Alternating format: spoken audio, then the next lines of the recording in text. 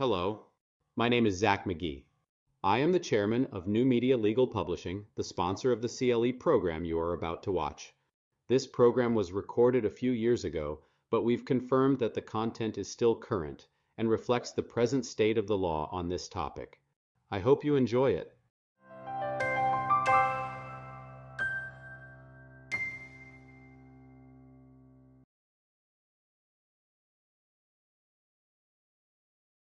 Welcome, I'm Peter Afrasiabi, partner at the law firm of One LLP, and this program is Secret Service Law, protecting the president, First Amendment access, and taking a bullet. Everything you ever wanted to know about the law that regulates the Secret Service and their protection of the president.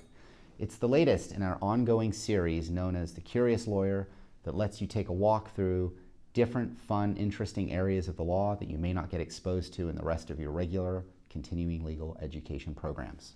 So let's get started, and on this first slide you see the issues that we are going to address today. The issues for the curious lawyer. The first one is 18 U.S.C. 3506. That's the governing statute that governs the Secret Service, its mandate, and what it needs to do and how it needs to do it. We are going to look at the history of the enactment of that statute and its broadening over time. We'll look at the protection and other duties of Secret Service agents, and we will look at the interface with the First Amendment vis-a-vis news gathering activities and how that collides often with the efforts of the Secret Service in terms of how they are protecting the president.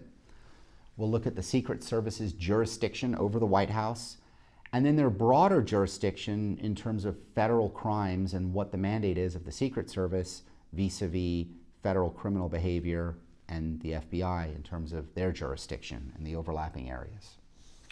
So let's get started, and we're going to start on the historical legal evolution of the United States Secret Service, and you just see on this intro slide there, that's a picture of one of the very early badges of a United States Secret Service agent. The history of the legal development really begins in the 19th century. And the legislation that created the agency was actually on President Abraham Lincoln's desk the night he was assassinated. It was literally awaiting his signature.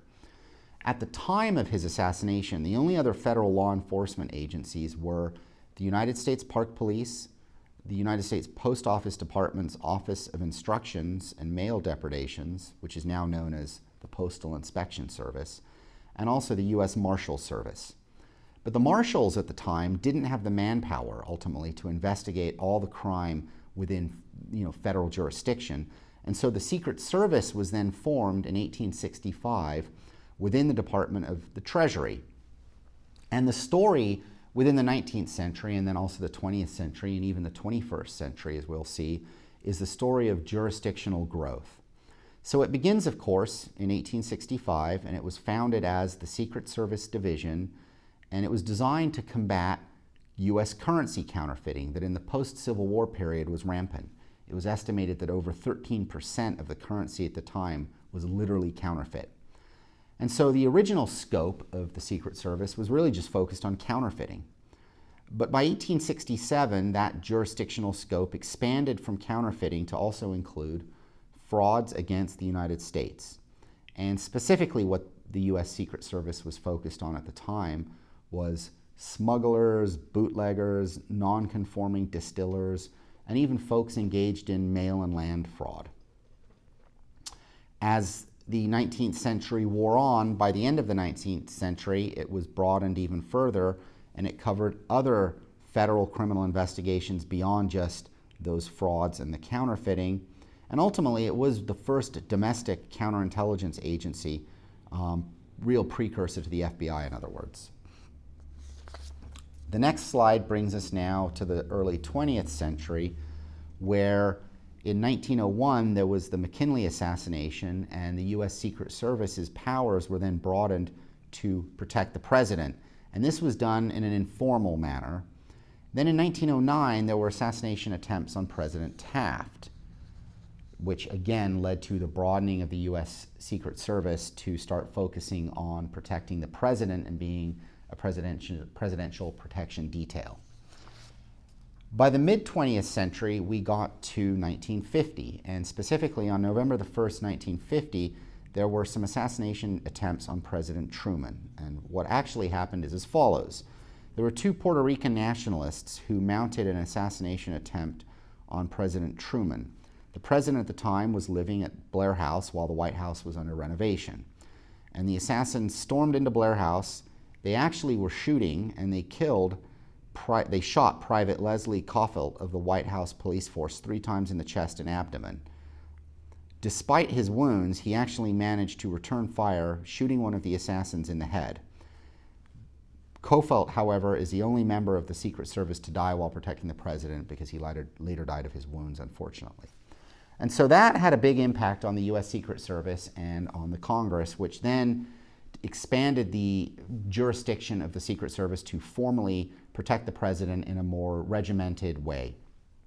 In 1963, the legislation was again expanded to give the wife of now slain President Kennedy, Mrs. Kennedy, and her children years of protection, 2 years of protection. And in 1965, the legislation was broadened yet again to cover wives and children until the age of 16.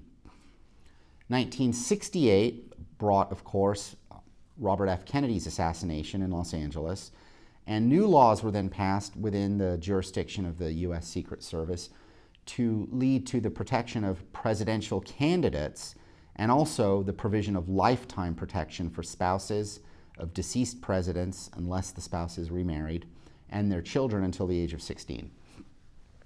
In 1984, as the 20th century was coming to a close, the Comprehensive Crime Control Act of 1984 was passed, which expanded the jurisdiction of the Secret Service to cover credit card and the computer fraud that was then beginning to burgeon.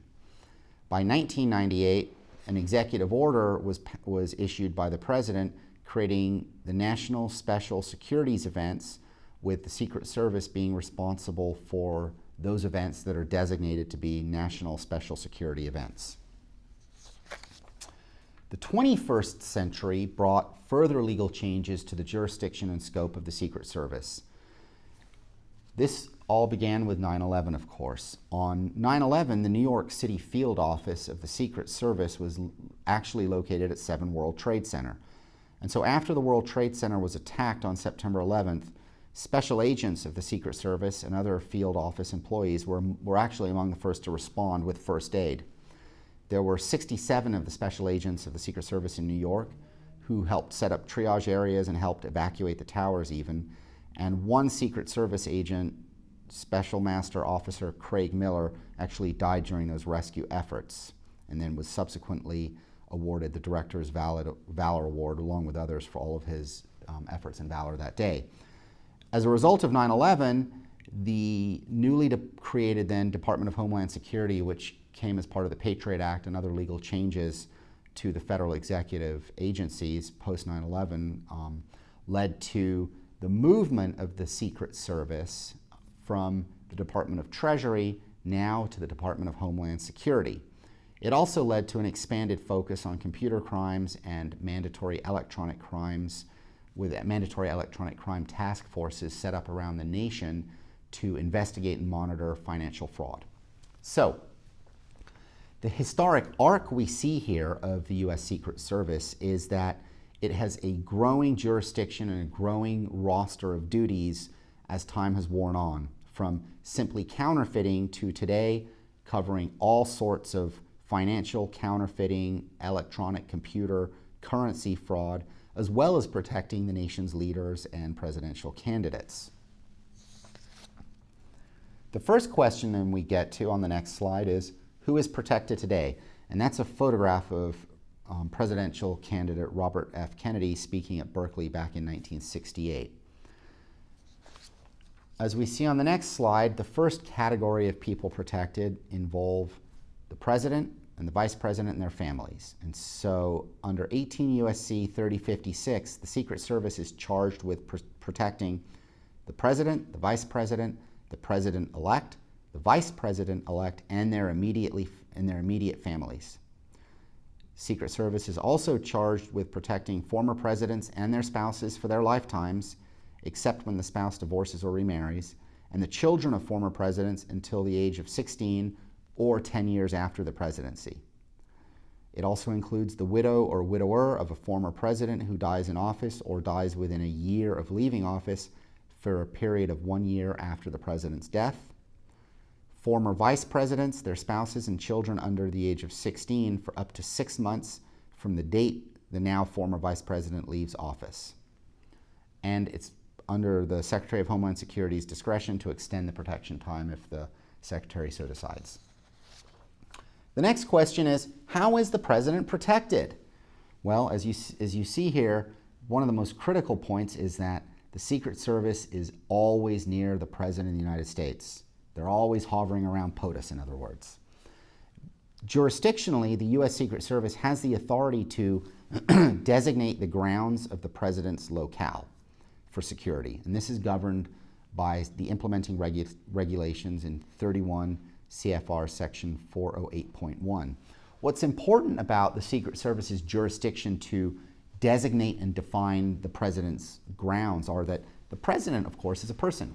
He or she moves around different locations and different physical geographies and areas, and this then facilitates and enables the Secret Service on an advanced basis to go out and redefine his locale and redefine the grounds by which he is on that facilitate then his ability or her ability to be on those grounds and have no one else on those grounds or within designated areas. It's a sort of roving, moving, jurisdictional blackout zone in effect.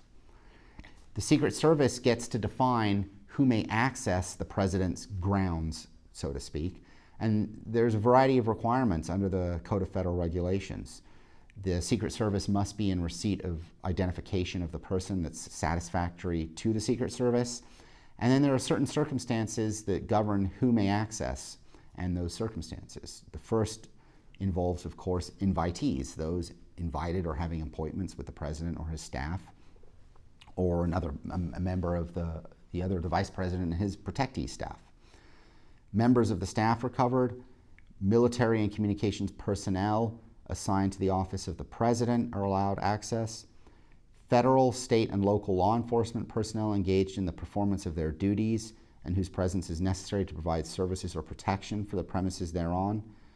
Holders of grants of easement to the property at issue, provided their persons or their authorized representatives show and prove title of that easement and obtain authorization from the Secret Service. So you can see there's a very comprehensive and developed federal regime that's been created to allow the Secret Service to define who may access the president, depending upon where the president may be. And one fascinating little footnote here is that even when the president is alone in the Oval Office, there are actually sensors under the floor of the Oval Office that facilitate the Secret Service to know exactly where the president is within the Oval Office. Kind of fascinating little tidbit to history there. The next category of people protected involve others beyond the president and vice president, of course, and that involves visiting heads of state and their spouses traveling with them, other distinguished foreign visitors to the U.S. and official representatives of the U.S. performing missions abroad, those that may be directed by the president, and quote-unquote major presidential and vice presidential candidates, spouses, families within 120 days of an election. Now, the word major is in quotes because the legal question is raised, what is a major presidential candidate versus a non-major or minor presidential candidate? Well, federal law, again, the governing Secret Service statutes define what is a major presidential candidate or vice presidential candidate, and it is defined as follows. Major presidential and vice presidential candidates mean those individuals identified as such by the Secretary of Homeland Security after consultation with an advisory committee consisting of the Speaker of the House, the Minority Leader of the House, the Majority and Minority Leaders of the Senate, and one additional member selected by the other members of the committee. So a group of committee members from the House and Senate get together and they get to define what is major and what is not major.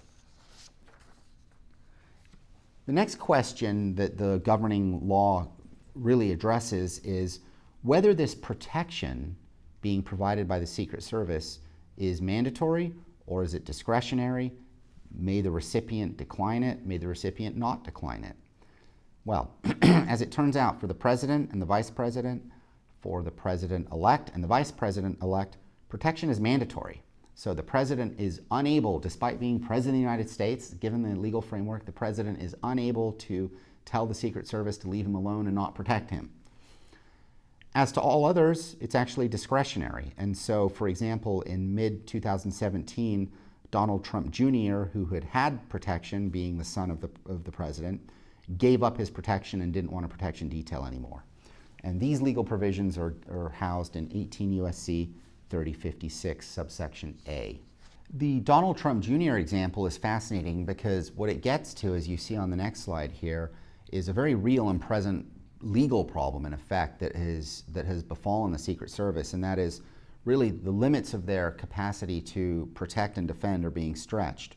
During President Obama's terms in office, there were 31 protected people. During President Trump's term thus far, there are 42 protected people, and this is numbers as of late 2017. By mid-2017, the budget limit for the entire year had been hit by the U.S. Secret Service with their agents and the overtime that was required. And so the issue this raises is the need for Congress to appropriate more money and solve this riddle that is, plaguing the Secret Service in terms of limiting its capacity to actually perform the mandated duties that the federal law imposes on it to provide. The next question is, how long does protection last? That is provided in the President's Protection Act of 2012. This is codified at 18 U.S.C. 3056, and it provides, at least under current U.S. law, that presidents are protected for their entire life. The children of former presidents are protected up until the age of 16, and former vice presidents are actually not covered anymore. So if you're going to want U.S. Secret Service protection for the rest of your life, become the president and not the vice president. That's the tip for today. Now, as you remember earlier, I mentioned that in the late 1990s, during President Clinton's presidency, there was an executive order issued that enabled the president to declare certain national events as being the type of events that are sufficiently significant that the U.S. Secret Service should participate in providing security and safety and infrastructure to help the security and safety of those events. This began in 1998 with President Clinton's executive order, and the result is that there have been a variety of different events that have been declared significant by the president, by a series of presidents since President Clinton, and require U.S. Secret Service participation. Super Bowls have been declared such events of national significance, and so the U.S. Secret Service will actually participate in the security and the safety of the Super Bowl events even when the president isn't there. So the president doesn't have to attend, the U.S. Secret Service will always attend. World Trade Organization events have been designated as being events of such national security significance that the U.S. Secret Service is required. The Olympics, of course. G8 and NATO summit meetings that occur in the United States have been declared as being similar type events that require the U.S. Secret Service. And subsequently, also, we've included presidential inaugurations, State of the Union speeches, and even the conventions of the Democratic and the Republican national parties. All of those have been deemed national events requiring U.S. Secret Service participation.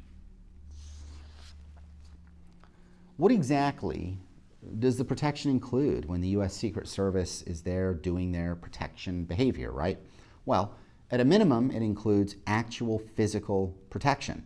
That means they are physically nearby in order to protect and defend from an attack or an assault the protectee. It also includes transportation and the use of government employees being provided to the protectee in order to facilitate protection efforts. So the actual physical protection will extend to the use of vehicles, transportation, and other staff members to facilitate the ability to protect. And interestingly, the U.S. Secret Service can actually enter the flight deck of any commercial airplane when they are on that plane with any protectee if they consider it necessary for their duties. So it doesn't have to be just the president, who of course rarely flies on a commercial plane, obviously, but it could be any protectee that the Secret Service is protecting. If they believe that it's necessary for their duty to enter the flight deck of the airplane, they may enter the flight deck of the airplane. This brings us to the idea of protecting former presidents' children. And this is a case study involving paparazzi, the Kennedy children, and the First Amendment. And there you see a picture of President Kennedy's wife, Jacqueline Kennedy Onassis, and his son, JFK Jr., biking through Central Park in the late 1960s, early 1970s or so. And this triggers and raises the case of, as we see on the next slide here, Galea versus Onassis, which is reported at 487 F. 2nd, 986. It comes from the Second Circuit in 1973. Galea really was the architect of the whole modern world we live in when it comes to celebrities and paparazzi. He was sort of the original self-proclaimed paparazzo who really stalked Jacqueline Kennedy Onassis and her children in public in order to get photographs and sell those photographs for vast amounts of money. And of course, in the 21st century, we're all familiar with paparazzi and their photographs of celebrities, which fill all magazines and all newspapers and all internet websites with a whole massive variety of fascinating content. But back in the early 1970s, before obviously the advent of digital and the internet, Galea was really one of the first who created this whole industry. And what was going on was Galea would repeatedly sort of jump out in front of the Kennedy family when they were, riding their bikes, like in that picture, in order to get photos. And the facts that gave rise to this case were as follows. Galea was out there one day, and Jacqueline Kennedy Onassis and JFK Jr. were riding their bikes, and they were going through Central Park. They had Secret Service agents with them, and Galea jumped into the path of John Kennedy Jr., and he had to swerve his bike dangerously as he left Central Park and was about to enter Fifth Avenue, and they feared that he could have gone into oncoming traffic or been injured. And so because Galea was leaping about and jumping about doing his whole paparazzi thing, the agents gave chase, and they chased down Galea, who took off running to avoid being caught, of course, but nonetheless he was caught.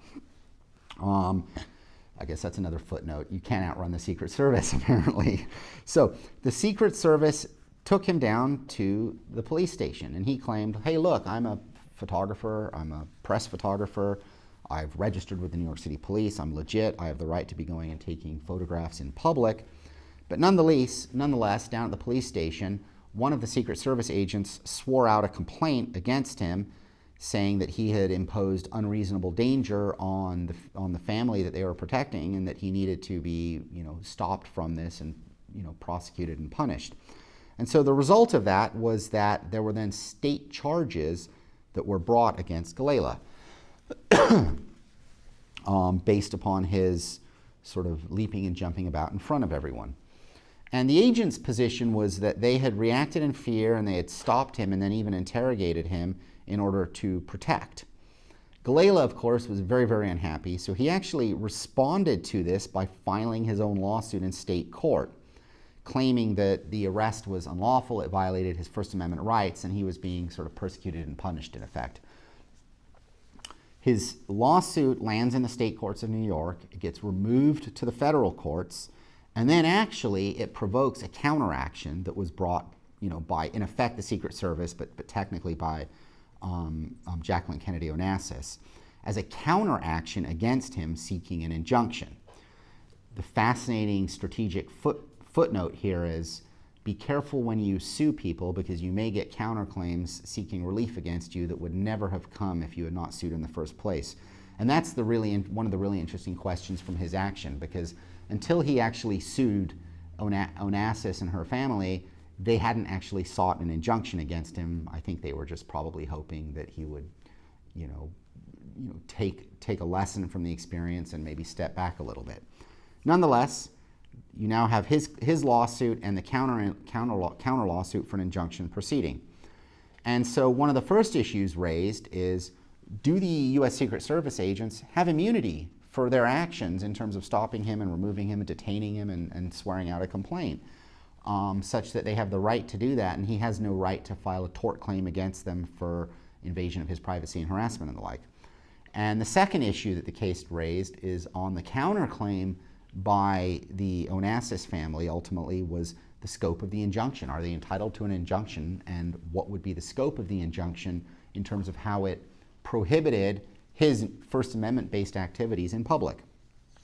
Well, here's the answer to the next questions. With respect to immunity, as we see on the next slide, the Secret Service agents have absolute immunity for their actions taken within the scope of their duties. That is a broader immunity in general than other federal arresting agents. Here is the quote from the Second Circuit that affirmed and dealt with the case. Federal agents, when charged with duties which require the exercise of discretion, are immune from liability for actions within the scope of their authority. Ordinarily, enforcement agents charged with the duty of arrest are not so immune. Bivens versus 6 unknown agents, a well-known case you've probably heard of. The protective duties assigned the agents under this statute, however, require the instant exercise of judgment which should be protected. The Secret Service agents were charged under 18 U.S.C. 3056 with, quote, guarding against and preventing any activity by any individual which could create a risk to the safety and well-being of the children or result in their physical injury, end quote. It was undisputed that the agents were on duty at the time, and there was evidence that they believed John Kennedy to be endangered by Galela's actions. Unquestionably, the agents were acting within the scope of their authority. So this is a really important principle. Most federal law enforcement officials do not have absolute immunity when it comes to their arresting activity, their sort of enforcement of the law activity.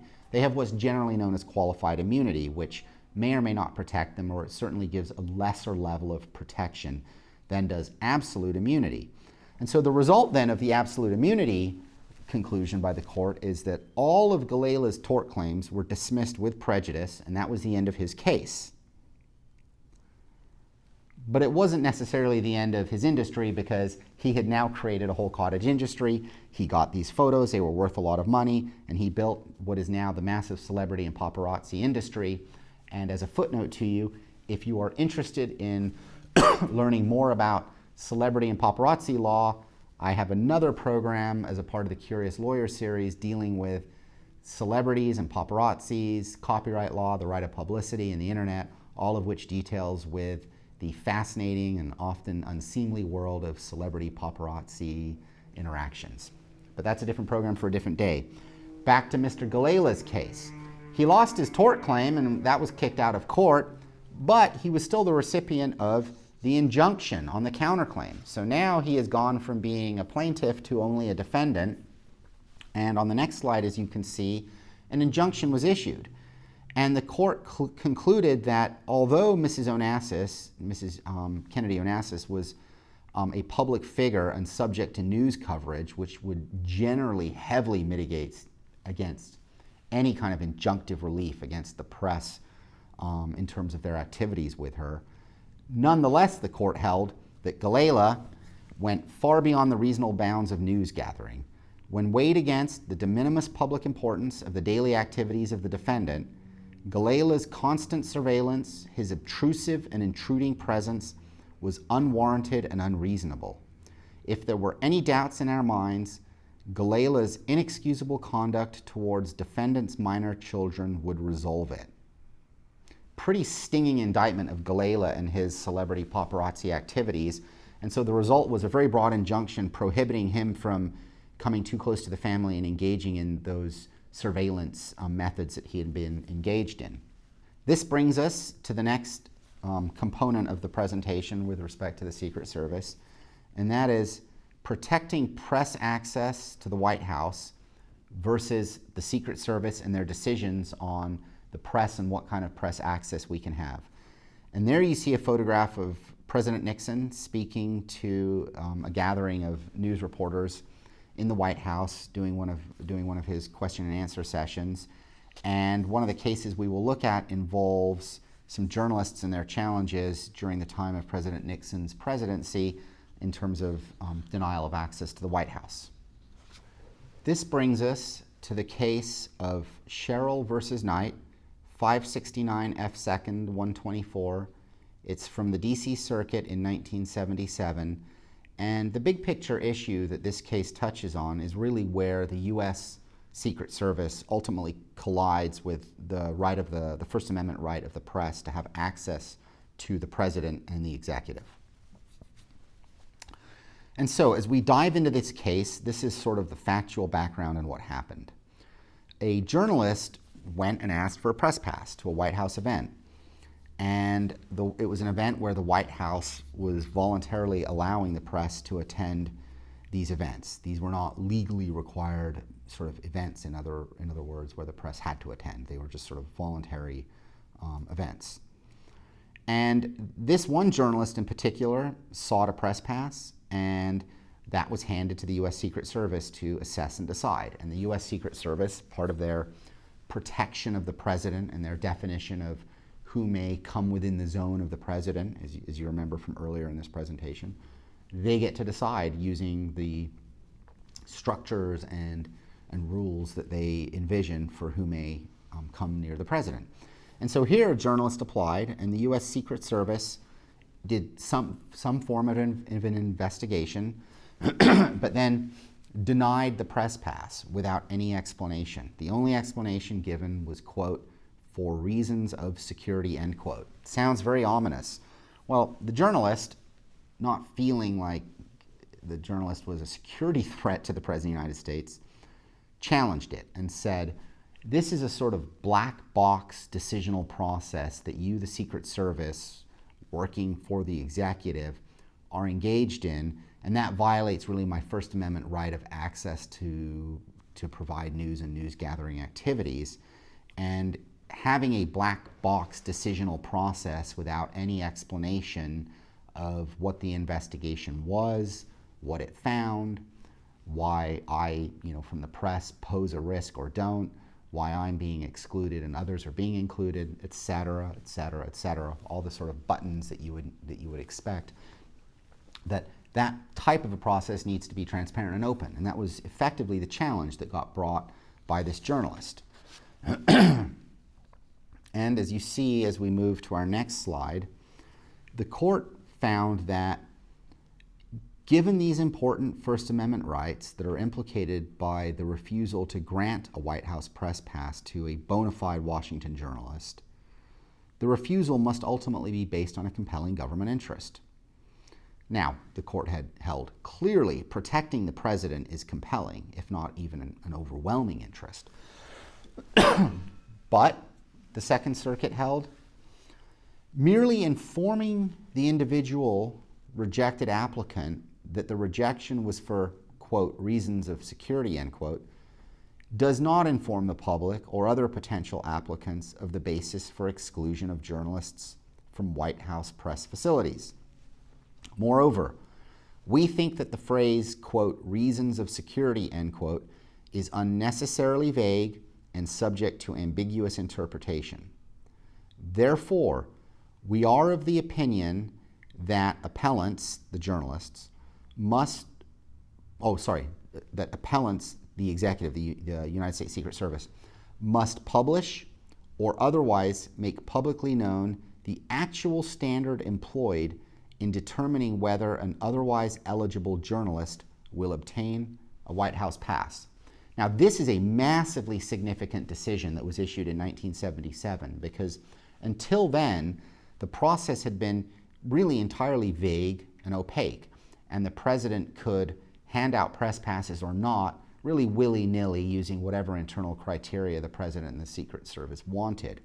This was the first major legal challenge to that process, and the result ultimately from the DC Circuit was that that vague process was unconstitutional as applied to bona fide journalists. And so the result was that this was the first time that, due to a judicial decision, the United States Secret Service was now subjected to the requirement that they provide some codified law, in effect, outlining the different litmus tests they would use to decide who would receive a pass and who would not receive a pass. This then resulted, as we see on the next slide, in a massive new law change. And ultimately what happened is codification of standards to decide who gets a press pass and who doesn't in terms of access to the president. And so there's now a set of laws that govern the United States Secret Service in terms of how they dole out these passes. And it works as follows. In granting or denying a request for a security clearance made in response to an application for a White House press pass, officials of the Secret Service will be guided solely by the principle of whether the applicant presents a potential source of physical danger to the president and or the family of the president so serious as to justify his or her exclusion from White House press privileges. This is codified at 31 CFR section 409.1. And as you can see, it's a very, very simple test that has to be met. I mean, it's a sort of single button test in effect. It's guided solely by whether there's a source of physical danger. If there is, one is excluded. If there's not, one should be included. Now, the Code of Federal Regulations also requires that this determination still not remain part of an opaque, vague process, but it actually must be explained. And there's significant legal requirements now that the Secret Service has to give great detail as to why they're excluding someone. The excluded applicant has the procedural due process right to file a response within a given time period to make the case that the denial was improper. They also, the excluded participant that is, has the right to demand a personal appearance before the Assistant Director of the United States Secret Service to, in effect, plead his or her case as to why the denial should be revoked. And then there's a requirement that a final decision taking account of all of those prior procedural hurdles, that decision must be issued in final form with an explanation to the applicant.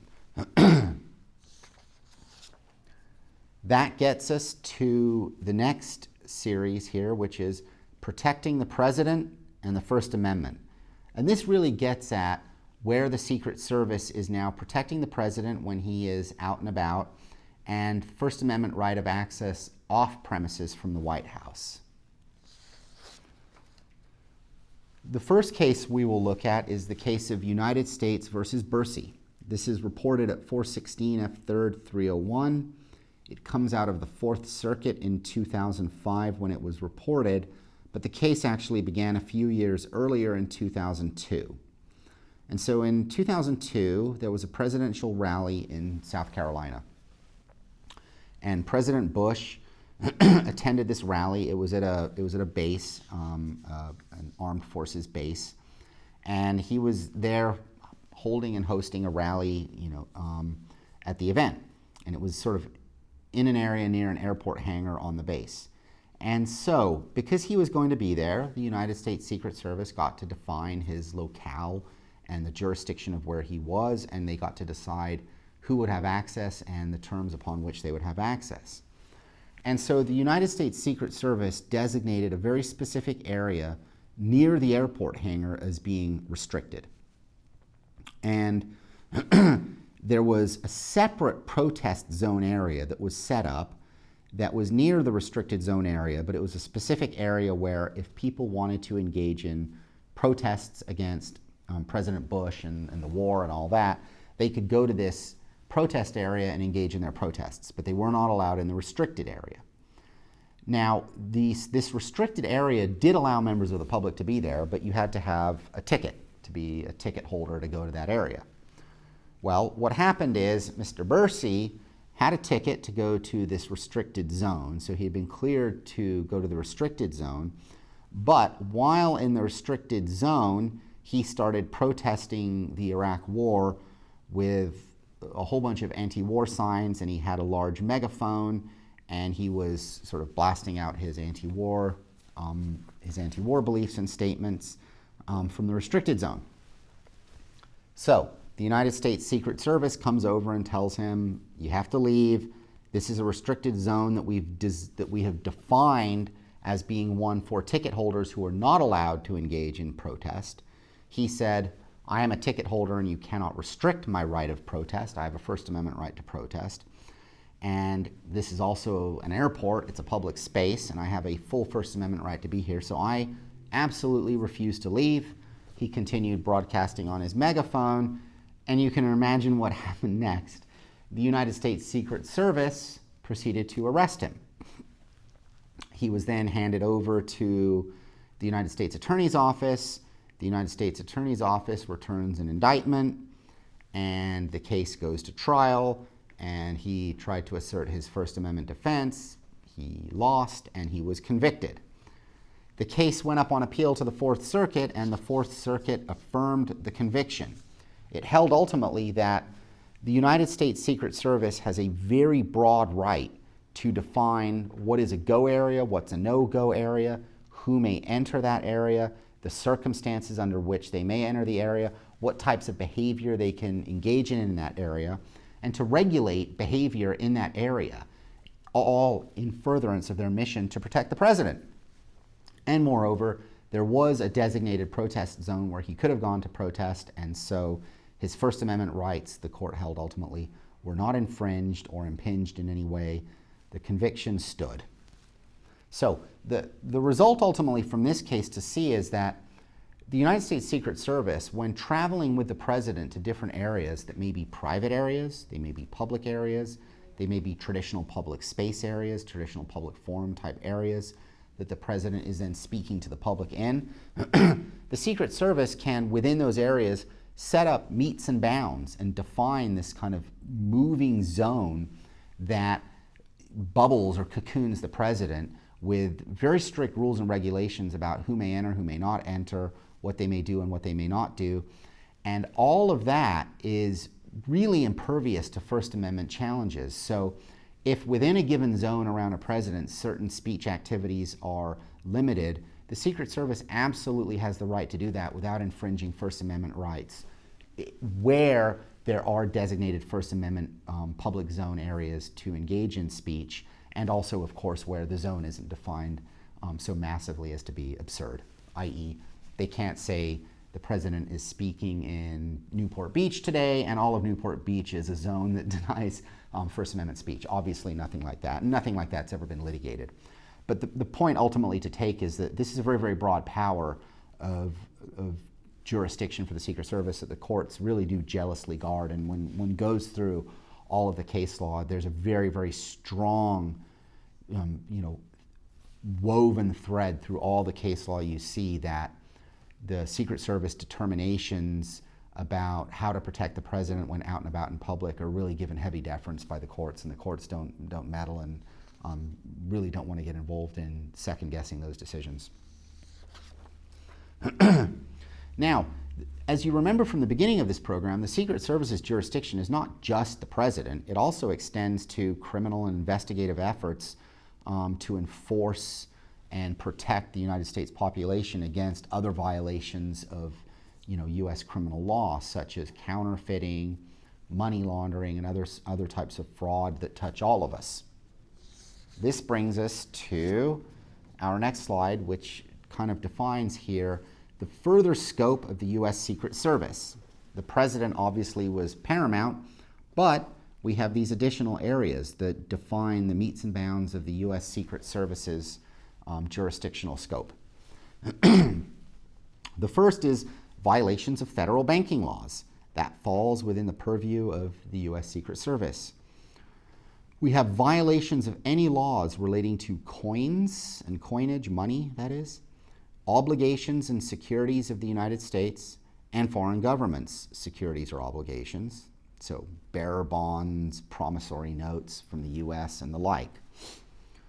The Secret Service also covers violations of any laws relating to electronic funds transfers, frauds or crimes therein, and frauds or crimes involving federally insured organizations.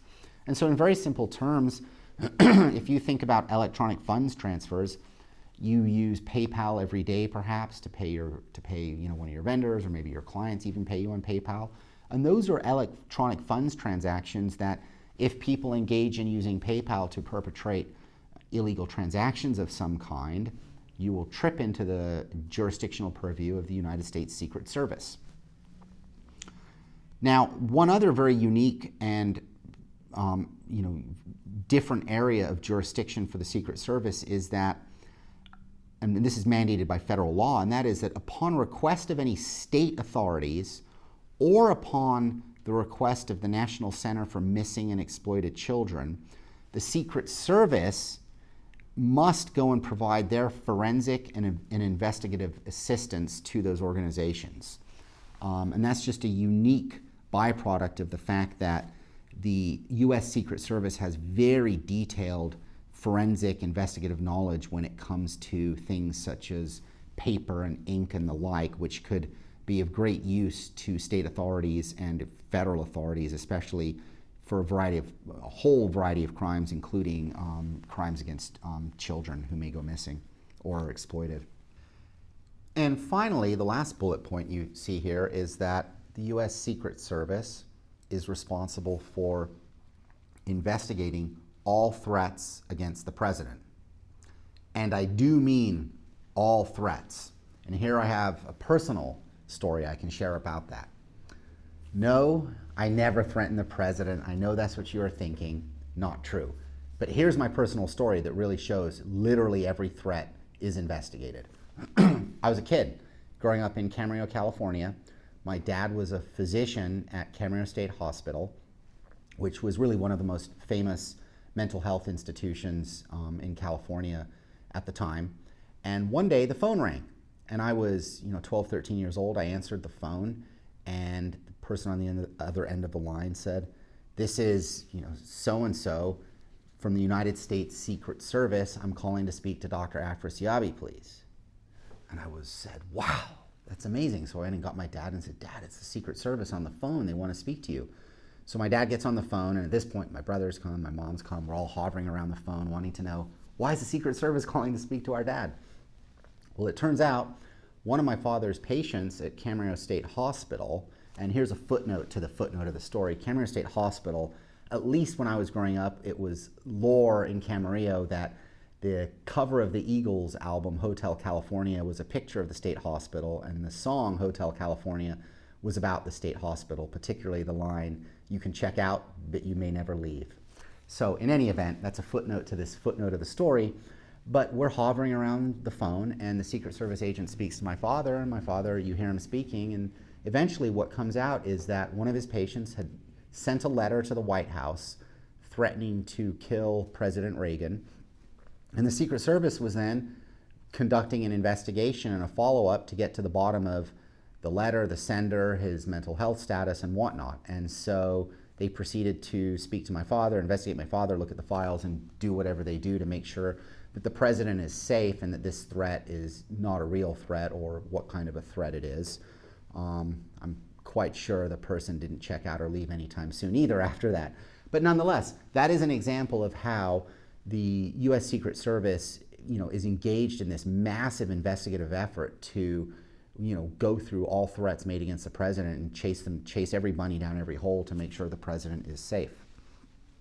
Now, the final point that comes out of these slides really is that in this modern world of coins and currency, and now we're in the era of bitcoins and cryptocurrencies, those are all electronic forms of currencies and obligations that really fall within the purview of the U.S. Secret Service. So as the whole Bitcoin craze, peaks and crests and collapses and grows again and whatever may happen with it all of that will trigger at some point a variety of investigations, no doubt, and the U.S. Secret Service will be right in the middle of them. That's the role of the U.S. Secret Service and their legal obligation.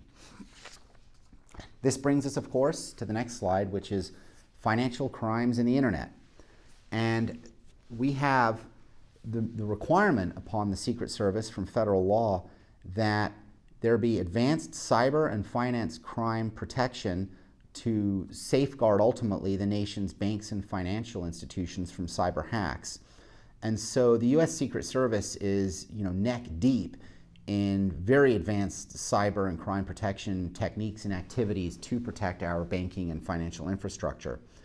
The result of this, in part, is this forensics lab, which I alluded to earlier, and it's the world's largest ink and handwriting library and analysis database. I mean, the largest volume of handwriting analytics and different kinds of inks, so that ink on letter can be interpreted and understood to know where that ink came from, what pen, what manufacturer, et cetera, et cetera.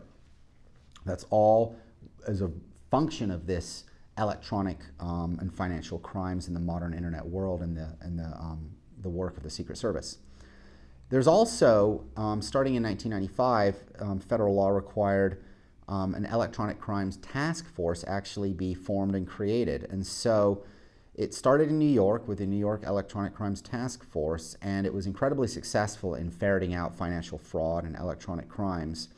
And so Congress then expanded the jurisdiction of the Secret Service and mandated that there actually be a national network of these electronic crimes task forces that are out there to prevent, detect, and investigate electronic crimes, including electronic crimes that take on the aura of being potential terrorist attacks against critical national infrastructure and financial payment systems. So, if you're out trading stocks and you're worried about foreign terrorists attacking somehow, with electronic hacks or viruses, the New York Stock Exchange and the like, the Secret Service is the organization behind the scenes using their legal tools at their disposal to do those investigations and stop it. There's also the legal requirement that there be a financial crimes task force that exists to combine with the resources of the private sector and other local, state, national law enforcement agencies in order to address threats to the general financial payment systems and other infrastructures. And the result of that is there's actually 46 financial crimes task force also set up around the nation. So as you can see, because of the legal charter of the Secret Service, they're well into assessing and analyzing financial crimes and then prosecuting them. Now, the law actually imposes a very strict reporting hierarchy on the U.S. Secret Service. It's, as you remember, it was moved to the Department of Homeland Security from the Department of Treasury as a result of the Patriot Act and the 9/11 legal changes. But what's been very clear in the law is that it cannot be merged with other functions of the Department of Homeland Security. And so the Secret Service really has to operate within the Department of Homeland Security as a standalone organization or entity, in other words, with very strict reporting hierarchies and not, where it's not blended or merged with other DHS functions. And the result of this under 18 U.S.C. 3056 subsection G is that no personnel and operational elements of the U.S. Secret Service shall report to an individual other than the director of the U.S. Secret Service, who shall report directly to the Secretary of Homeland Security without being required to report through any other official of the department. This is a sort of testament to the legacy and the longstanding nature of the U.S. Secret Service and what it's done and its important role in staying focused on a very specific set of financial crimes. This brings us to the next issue, which is issues revolving around the warrant requirement of the Constitution in terms of how the U.S. Secret Service makes arrests when they are involved in their investigations and they come across criminal behavior. And we get an answer to this in 18 U.S.C. section 3056, subsection C1, capital C. And as you see here, U.S. Secret Service agents, quote, make arrests without warrant, they may make arrests without warrant for any offense against the United States committed in their presence or for any other felony cognizable under the laws of the United States if they have reasonable grounds, I stress those words, reasonable grounds, to believe that the person to be arrested has committed or is committing such felony. Now, the question this, of course, raises is that an easier standard than the typical Fourth Amendment probable cause standard?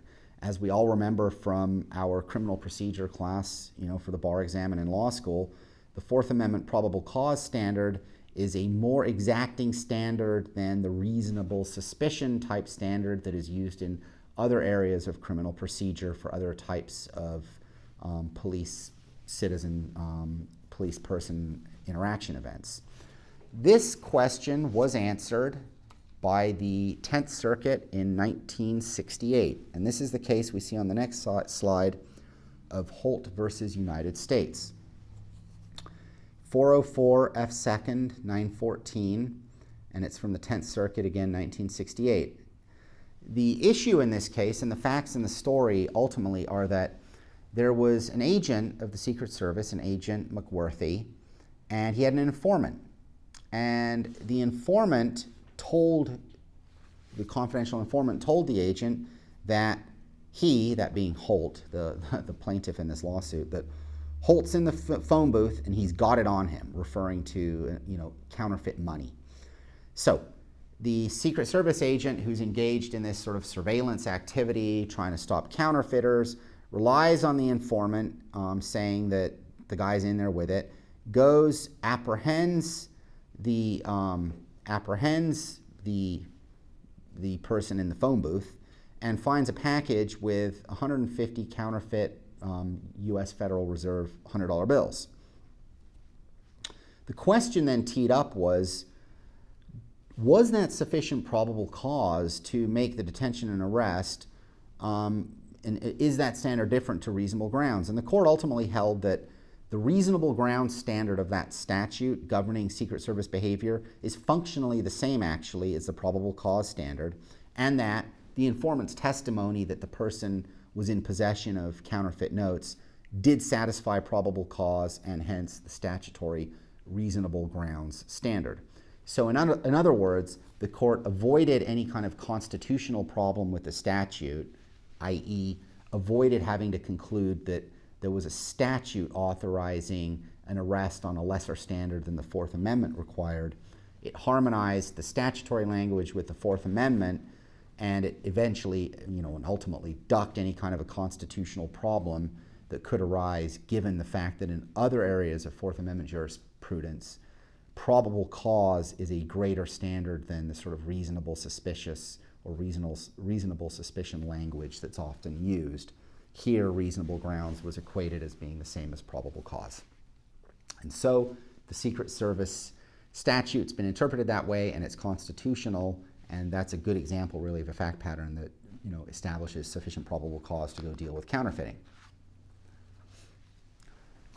This brings us back now to the jurisdiction at the White House in terms of the protection efforts that go on.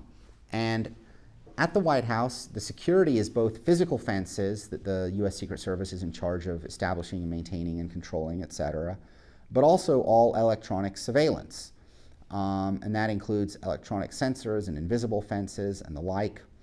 They deal, again, as I talked about earlier, with all threat letters that the president receives, and there's very broad criminal remedies that exist in terms of dealing with these threat letters.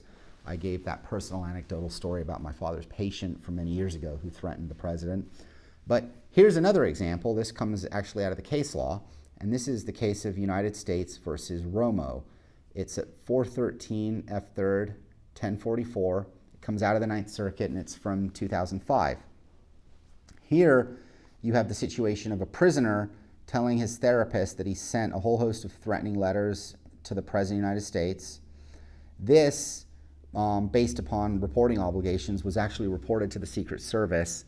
It resulted actually in an indictment against Mr. Romo for his threats to the president. And Mr. Romo tried to block the indictment by contending that he had a patient-doctor privilege, in essence, with the therapist, such that when he shared with his therapist that he had sent the letters, those had to be maintained as being privileged, and the release of that information going upstream from the therapist to the Secret Service all resulted in an infirm prosecution, fruit of the poisonous tree, in other words. Well, the Ninth Circuit got the case, and the Ninth Circuit held that at the time of these threats, the therapist was not actually per se practicing his craft as a therapist. And so as a result, not every communication that a prisoner may make to a therapist is protected. Here, the conclusion ultimately was that the therapist doctor did a whole range of diverse work at the prison where the prisoner had made these confessions of threats. And not everything the doctor did was therapy-based. And so actually, factually, the court concluded that this communication occurred in a more non-therapeutic setting to a therapeutic setting. That enabled the court to duck the issue of the existence of the patient-doctor privilege and any, reporting obligations that may obviate that privilege, and conclude that it wasn't privileged. And ultimately then the prisoner got another conviction for his threats to the president and is now serving 2 prison terms for a subsequent conviction.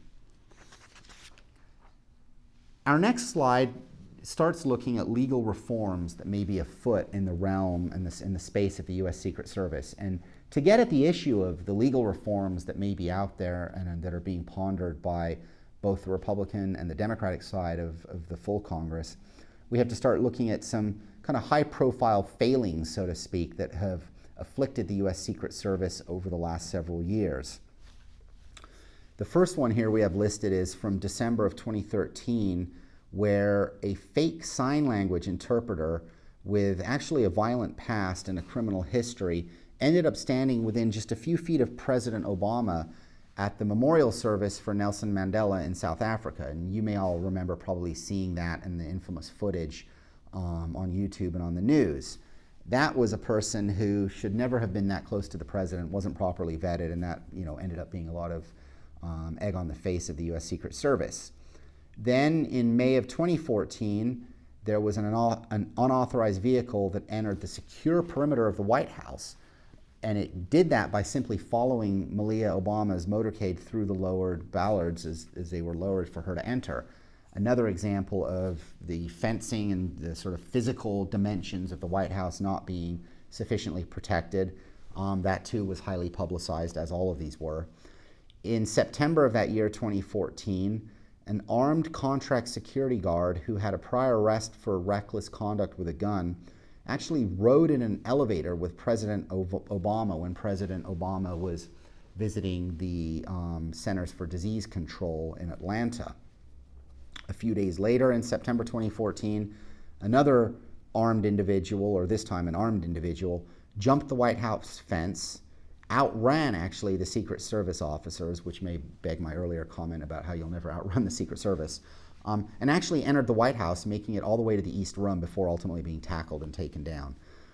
In September the 27th of 2014, another event occurred where a man was posing as a member of Congress at a Congressional Black Caucus Awards dinner where President Obama was speaking. This man posing as a member of Congress actually managed to breach a secure area backstage and even managed to hang out and chat with President Obama for a while backstage.